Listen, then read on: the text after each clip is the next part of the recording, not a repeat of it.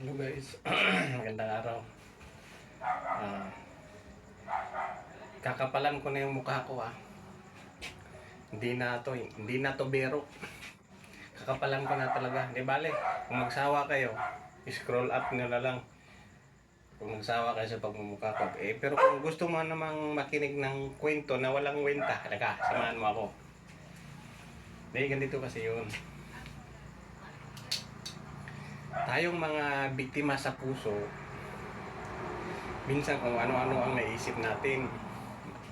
Minsan naisip natin na, minsan nakapag-isip tayo na mas mabuting maganon tayo, di ba? Pero hindi, mali pala yun. Yung mga tao pala na, mga tao na na minahal natin na hindi tayo pinili. Mahal natin sila, di ba? Pagbigyan natin kung saan nila gusto. Yun lang pala yung, ang tagal ko kasi nintindihan ako kasi habol ako mga habol. Sa kakahabol ko, hindi ko naman nahabol, mabilis tumakbo, kaya pinabayaan ko na lang. Sige, sana masaya ka sa feeling ng iba. Pero once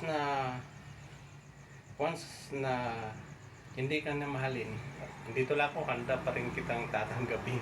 Ganun ako katana eh. Pero kasi di bali na, mahal naman kita eh. Pero hindi.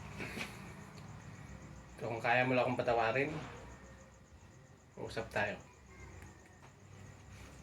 Ganun lang. Ganun ako kasimpleng tao. Ang kan kasi mababaw lang kasi kaligayahan ko eh. Maliit lang ang mundo ko. Pero mapagmahal, mapagunawa.